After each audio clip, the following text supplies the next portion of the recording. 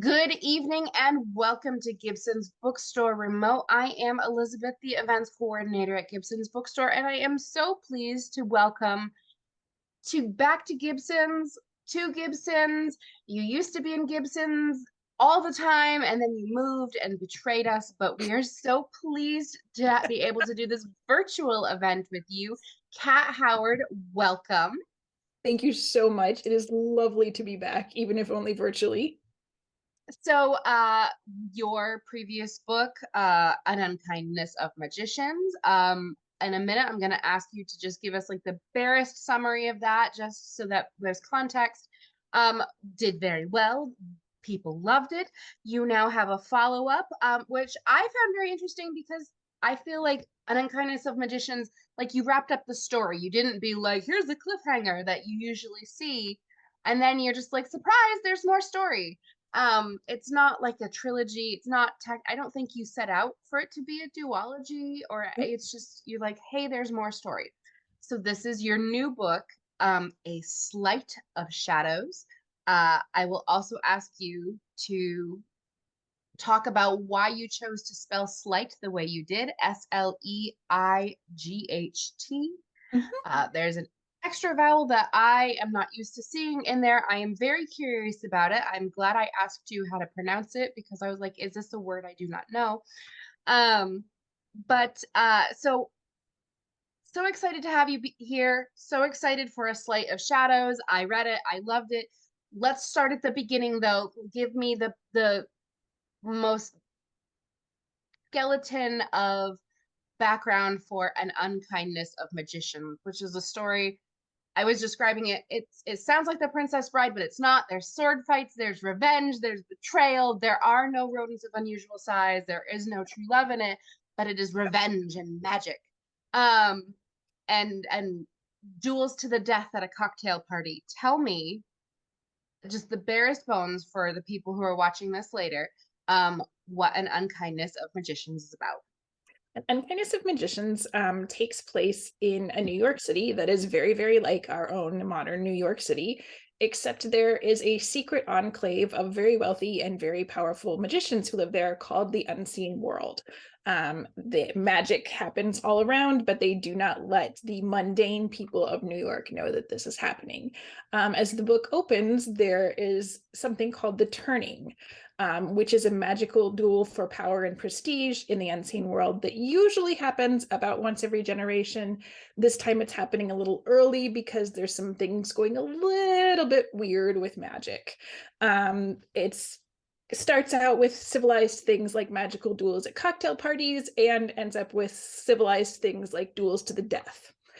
Um, and we discover in the course of this that the unseen world has some particularly nasty secrets. Some of the secrets come to life on their own. Some of the secrets are dragged out. There is magic, there's dying, there's murder, there's sacrifice. We get to the end of the book, and it looks like the evil has been defeated and sacrifices have been made, and then we get to A Sleight of Shadows, which opens 53 days later, and we learn that not so much of the evil has been defeated, and people are feeling very upset about the sacrifices that they made in order to do that.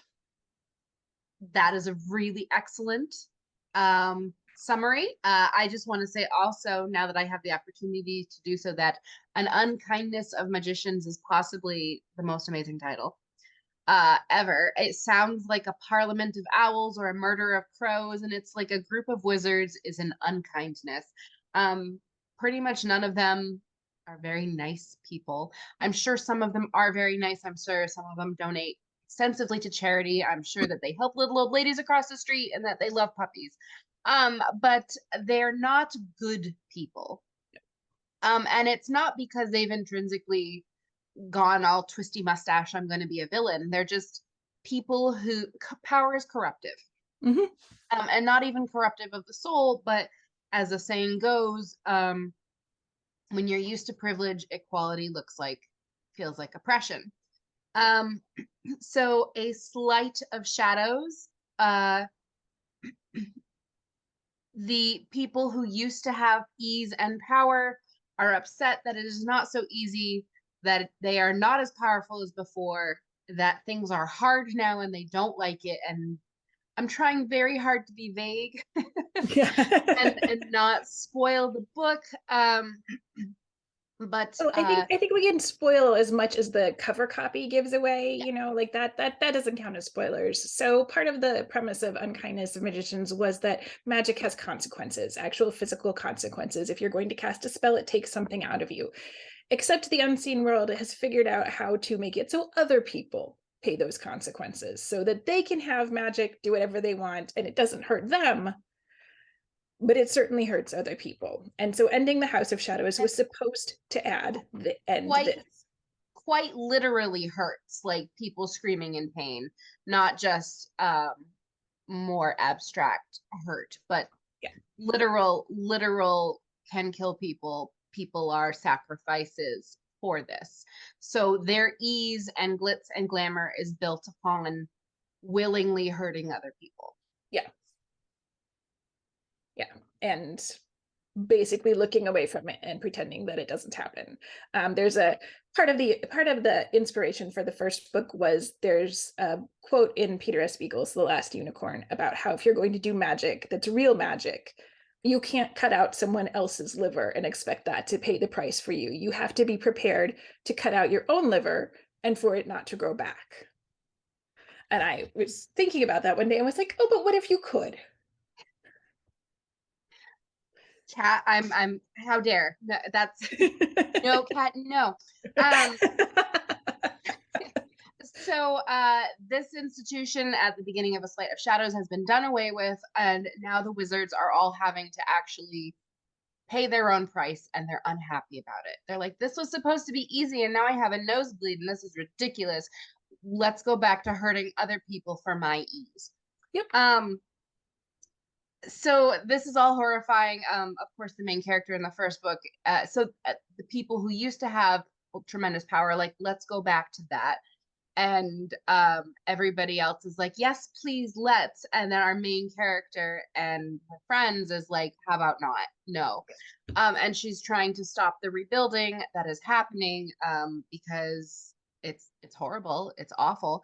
I remember sending you a message and saying, Kat, I'm getting the vibes. It feels like rebuilding after a war. There is just so much feeling of doom, like impending doom, looming doom. It feels like when you're watching a World War II movie and everything feels like slightly gray and grainy, and it's just like something is wrong, something is awful is going to happen. And you said, that's what I was going for. I'm so glad.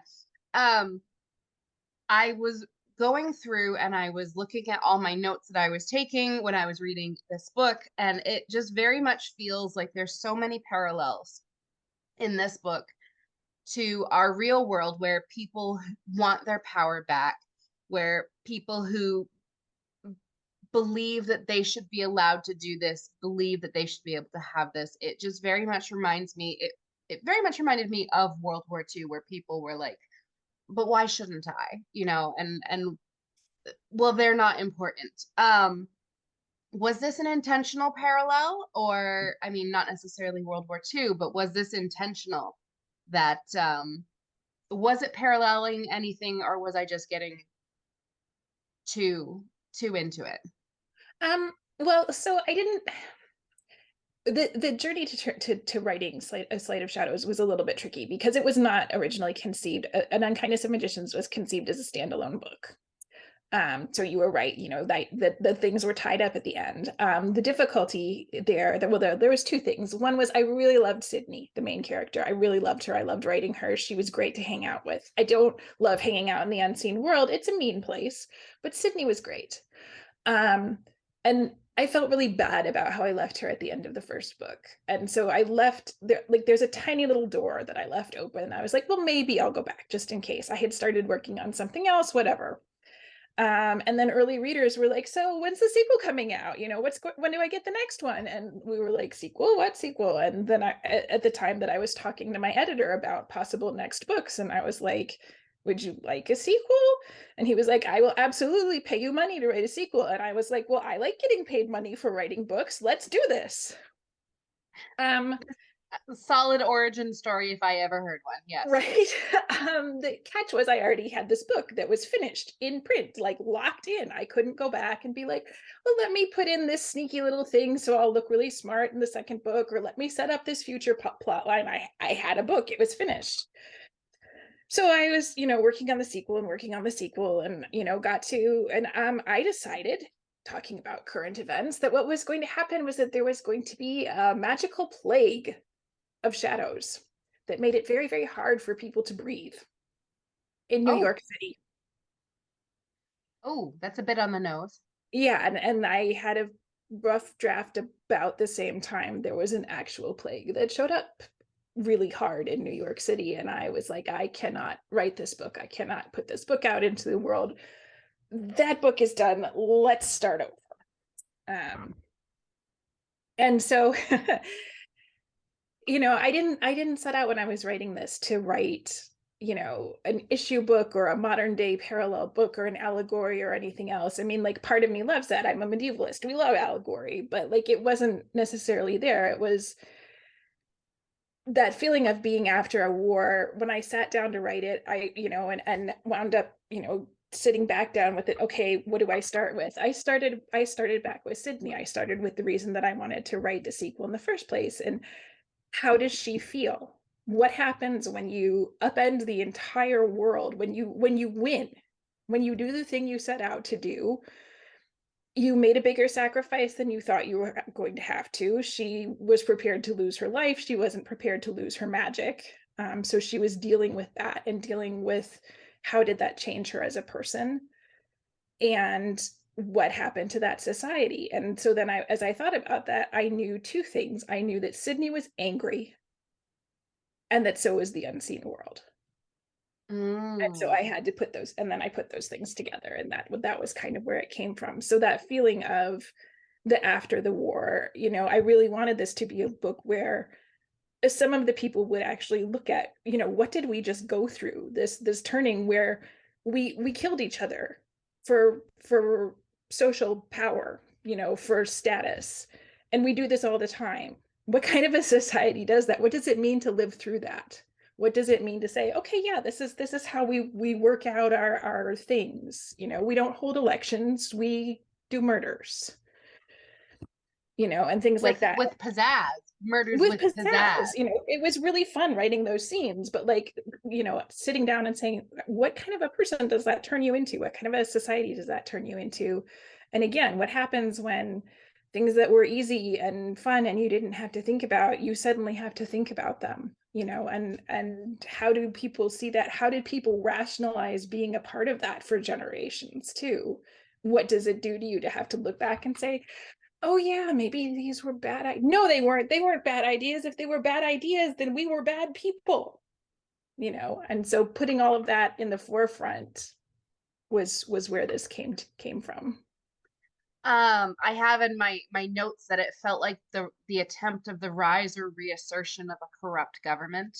Hmm. And the people who benefited from it were just like, yes, this is of course we should need to get back to it.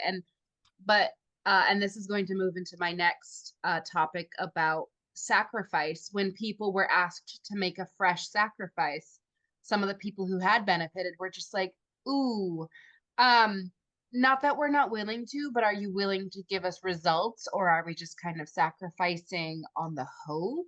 Because like it hurts, but I mean, when you put it out in the open, it feels kind of awkward.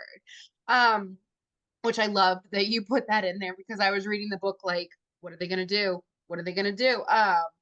So and again, trying very hard not to do spoilers. You and I just Yeah. need to have a phone call and we're just gonna like chat this out. Um, but the this book very much was a book about the haves and the have-nots Hmm. and sacrifices and those who wish for others to sacrifice, convincing others to sacrifice under false pretenses and incomplete information. See above about corrupt government, or wholeheartedly sacrificing yourself for someone else for the greater good. There's the corruption of sacrifice and purity of intentions, which you had mentioned several times in the book, that magic requires not just like the letter of the law, but intent behind it. And it's just like, well, technically the spell shouldn't do this, but this is what the caster meant to do, so this is what happened. Oh, that's not supposed to do that. Well, you know.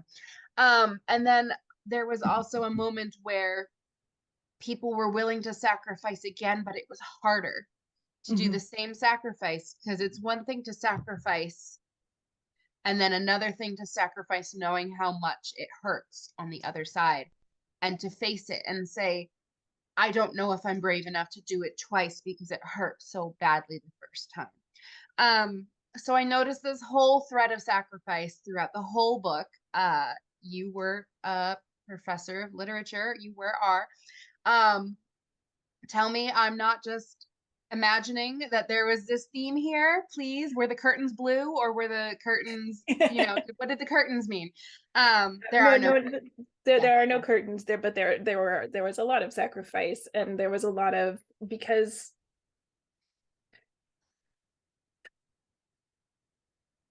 again, it was sort of putting myself back with the character. What would, with what are you prepared to give up? What do you love enough to give up something for? I mean, I think that's a theme that I've been interested in my work all the way through. And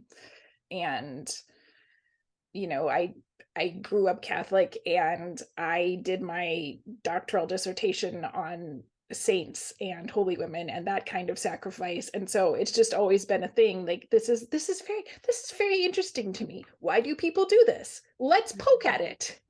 I mean, and fiction is an easy way to do that, because you can bring in the different kind of characters and the different kinds of ideas, and say, what does this mean to individual people? And so there were very much the people who saw the opportunity to give something up as very noble and very worthy, and that was great. And there was also people who realized that this was hard, and this was possibly going to destroy them, and it was still worth it. uh, Mhm. and it was important to show all the different kinds, as well as the people who were like, yeah, I would like someone else to do that. At least you have enough self-knowledge to know that that's not going to be you. Mhm. I think that again, being vague, the bitterest sacrifice to me, the one that upset me the most, is someone who's willing to sacrifice somebody else, a person who was willing to sacrifice themselves, and someone taking that noble act and turning it into their own aims. Yeah. And that made me so mad, Kat. It's like, you're a bad person. You're a very bad person. Yes. And for someone who is willing to do these sacrifices, to help other people, to do things for the greater good or for another person. I think there are some in the book that went well. There was sacrifice, but it went well. It was pure. It was beautiful. And there were some that I was like, this hurts. This hurts me to read.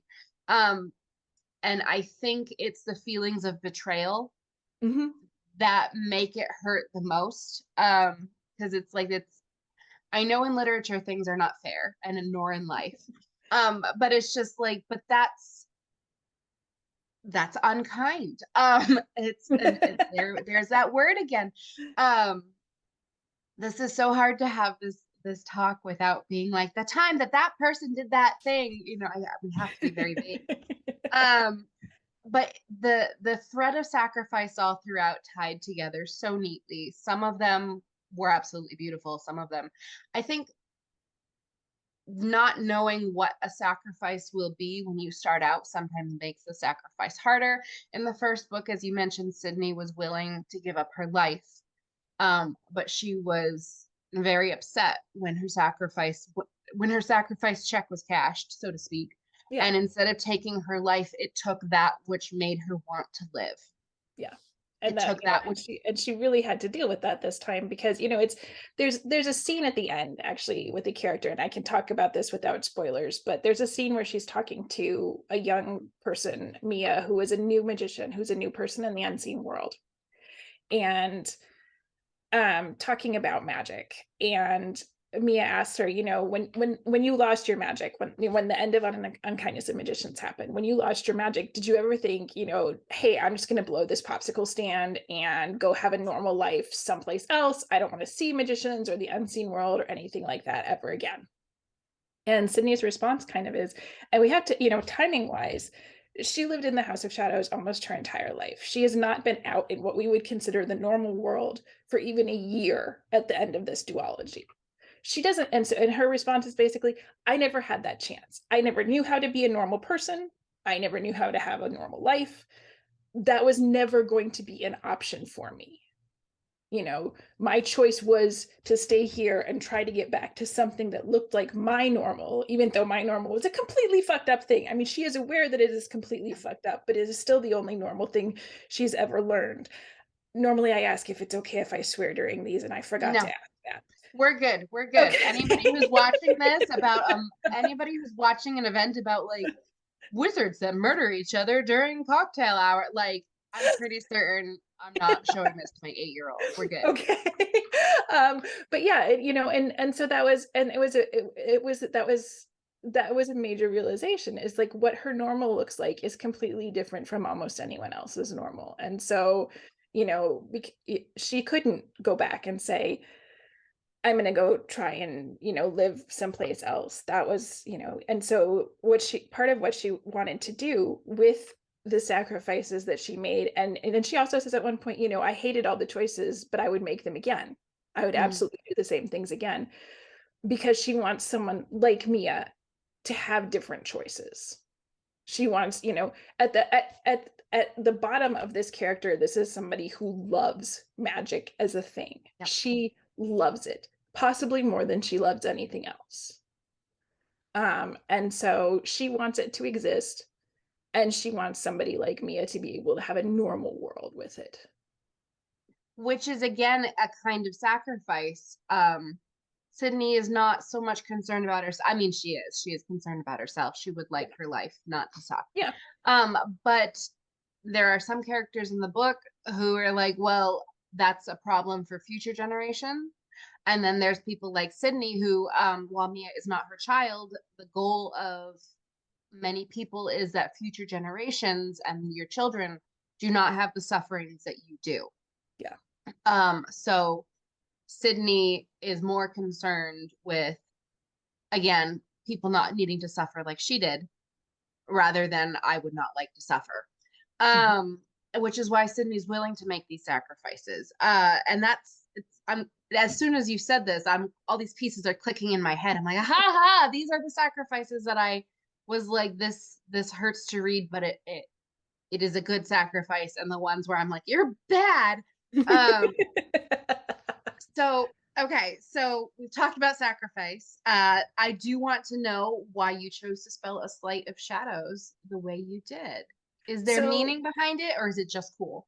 no, there's absolutely meaning behind it. So when the, magicians in our world, who we assume do not have actual magic, who do like card tricks, or they put the penny under the cup and move the cups around, that's called sleight of hand, Mhm.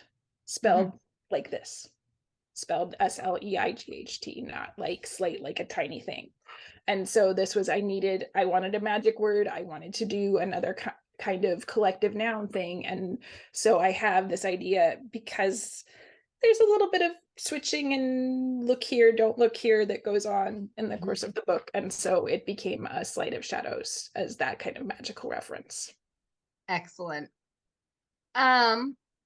Let's see here. Where are the okay, I we talked about this a bit in the green room. I Mhm. noticed that your descriptions are very rarely physical descriptions like many authors write. Many authors will be like, and she was tall and willowy, and her hair was this color, and her skin was this color, and she was wearing this color coat.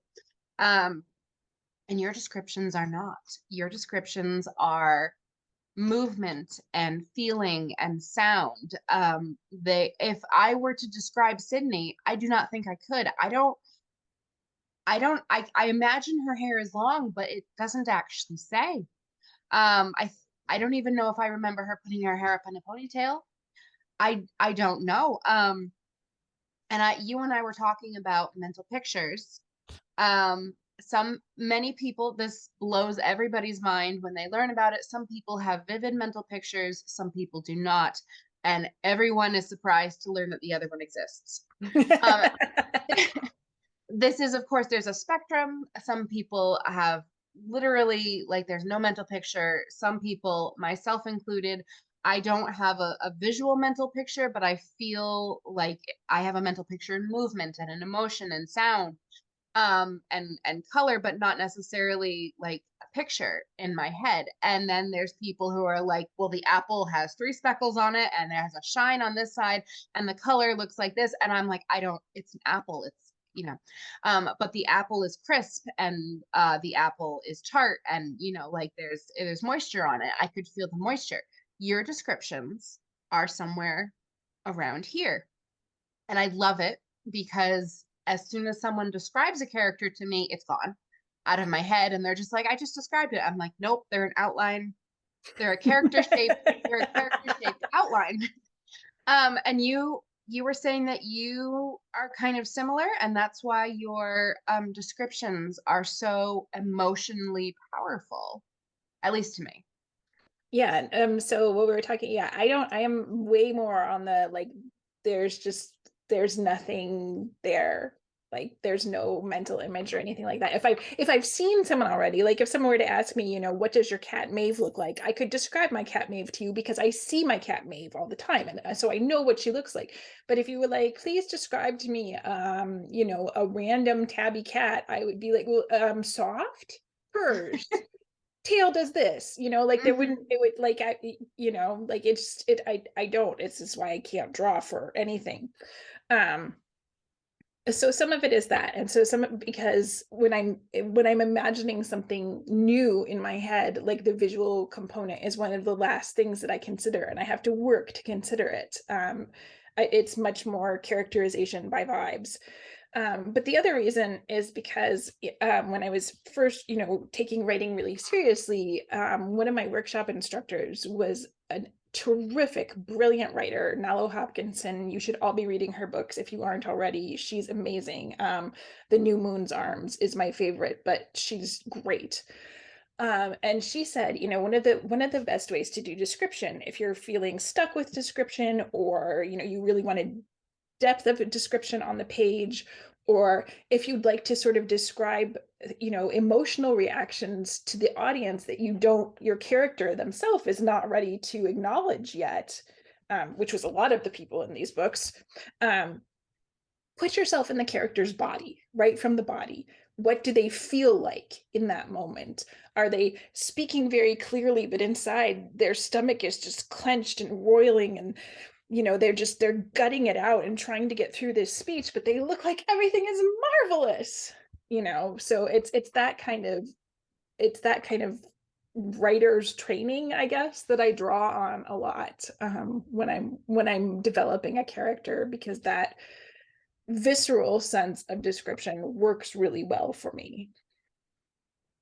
It certainly worked really well in the book. There's a really beautiful and tragic description early on of bone trees, trees that are seeded by a piece of sacrificed person's bone, and they grow and they weep, they speak. Um, they they grow flowers that are made of bone, and they rain petals that come down in a soft tinkle, and it's unsettling, in the best way, and the trees themselves are meant to be unsettling, and the mundanes that walk past weep and pull their cloaks, like, and it's hard to describe it right down, like, it felt cold and I was sad, like, but to watch somebody pull their coat tight around their body, or to hurry their children along, or to be like, where are you, come closer, it was a visceral and emotional reaction. We don't know what kind of trees they were they birches, were they aspens, were they oaks, we don't know. We don't know what color they were, but we know how they affected the scene. um how did you obviously we do not have bone trees around here. How did you think to write that? I mean, or how did you go about writing incredibly depressing and upsetting, like in the best way, it hurt in the best way. Um, how how do you go about describing a scene where bone petal fragments are falling in drifts around people's feet? I mean, and part of some of it was the magic in this series because of the way it's used in the House of Shadows, because of the way it's extracted. This is very much embodied magic. There's bones are important all the way through. There's a character in Unkindness who does very upsetting things with people's bones. Um, and and there's discussion here. These houses are built on bones. There are that kind of connection, that sympathetic magic idea of body connection to magic is all the way through. And so I really wanted to pull that back out. And I don't know what kind of trees they are, but there were these trees when I lived out on Long Island. They probably exist other places too, but it looked like they were white flowers that sort of set just gently on top of the leaves. And they bloomed really quickly, and they were sort of large flowers. And I pulled that image and was like, well, what if those pretty petals were not actually pretty petals? What if they were bones? That'd be nice and creepy. I'll have those. That's horrifying. Thank you. No Um, problem. this is your books are so unsettling, and it's not like grim, gross body horror or anything like that. It's just like this is not right, and everything is slight. It's like when you walk into a room and you're like, what's different, and like the vase is slightly askew, and you're just, but it really bothers me, Kat. Well done. Thank So you. we have That's such a some lovely thing to hear. some audience questions. Ophelia says that she loved Cathedral of Myth and Bone, and she wonders if Oh. you have any plans for another short story collection. And no immediate plans for another collection. I've been partially because I've been a little off of writing short fiction for a while, although I do have a new story coming out in Lightspeed magazine tomorrow. So that will be, but I'm sort of trying to get my short fiction muscles back. So hopefully in the future. How is it different writing, flexing your short story muscle versus drafting a long book? With drafting, I mean, this is gonna sound like the most basic thing in the world, but when I'm drafting a novel, I have more room. And so when I'm thinking of an idea, I think expansively. I think, where can I take this? How big can I make it? I tend not to be somebody who outlines or anything else. I know very little at a time, but when I'm trying to figure out sort of the mental weight of an idea, I know if it's going to be a novel idea, I have to make sure there's enough space there for a novel length story. When I'm thinking of short fiction, we're talking sweet spots around 3,000 words.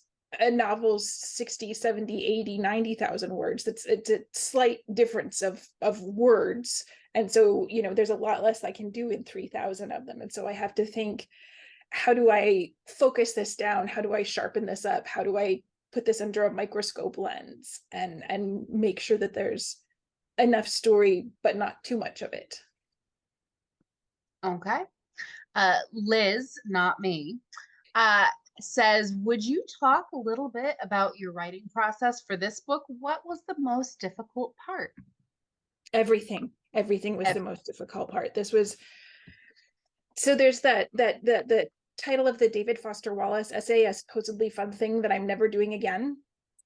And I think when I think about writing a sequel, it is a supposedly fun thing that I am never doing again. Oh my God, this was so hard. This was the hardest book to write. I wrote the wrong version of this book so very many times. And so the writing process was a lot of, well, that's wrong again. Let's go cry. Let's hug a cat. Let's try again. It was it was very difficult to get out of my own head and what I thought people would want from a sequel. And to say to convince myself that that didn't matter, especially because I knew that people liked Unkindness. I was really fortunate, and people reached out and said, "Hey, I loved your book. That was so great. I loved this part. Are you going to do this?" And if it would be like, "Oh man, I just decided that character is never coming back again," or "I that wasn't what I meant at all," or anything, I was just like, what do I do? And so just, turning all of those voices that I was so grateful to hear off when I sat down at the desk was just extremely difficult. And so getting to the point where the only thing that mattered to me was telling a story that I thought would do justice to my characters and my story was just very, very difficult. How did you know that the versions were wrong? Was it gut feeling? I know Yeah, you I mean, said one of the early drafts was too close to the real life pandemic. and that was pretty an easy "this is wrong," because I just sat there saying, I can't write this in these circumstances. I cannot live in this, it was not like a finished, send it out, put it to copy edits draft. It was, I'm gonna need to send it to my editor and do work. And like the idea of living in that world and in our world at the same time was just no, absolutely not. Like, but the others, it was just, I would get to a point in the writing and just be like, would feel flat or just off, or and not the kind of off where you're like, oh, okay, I can fix this in revision. I know if I just, the most of it is here, it just needs fixing. It was just, no, this is wrong, this is just wrong. Okay. Do you think it I'm thinking here, I'm sitting here, I'm like not to be too many analogies, but like it's like a spell gone wrong and you just know it's wrong and then someone's gonna bleed. Um, so do you think it would have been easier to write a sequel if you had known writing the first one that there would be a sequel? You mentioned earlier in our discussion that you could have seeded plot points in if you had known that you weren't wrapping everything up. Yeah, I think so. The idea of, what are you going to do this time and what are you going to do next time? And again, sort of, what is the size of the story that you're dealing with? If you know that you have this much story instead of this much story, you can bring those things in. But yeah. It's it I remember we were having an interview with Hank Green with An Absolutely Remarkable Thing and the sequel, and then I remember him saying he's like, I wrote myself into a corner because I firmly gave like a timeline. And then like in the epilogue, I said that this happened like this many days later. And then I went to write the sequel and I said that was the wrong time to say. And you can definitely write yourself into a corner. And once it's in print though, you can't change it. Yeah. So um that's about if there's any more questions while we're wrapping this event up, Mhm. feel free to throw them in the chat sidebar. We can probably squeeze in one more. But to our people viewing this later on YouTube, A Sleight of Shadows and An Unkindness of Magicians, if you're sneaking in on the second one here, are available from Gibson's Bookstore. Kat, we miss you. You used to live in New Hampshire, and now you're so far away. Um, when you eventually come back and visit New Hampshire, we would love to have you come visit us. But I hope that your new city appreciates you as much as we did. So, fond wishes from Gibson's Bookstore. Thank you for doing this virtual event with us. We were so excited when we were offered it. Thank Any you so much for having me back. I miss you guys. my last question that I like to end with is did your characters teach you anything this book around?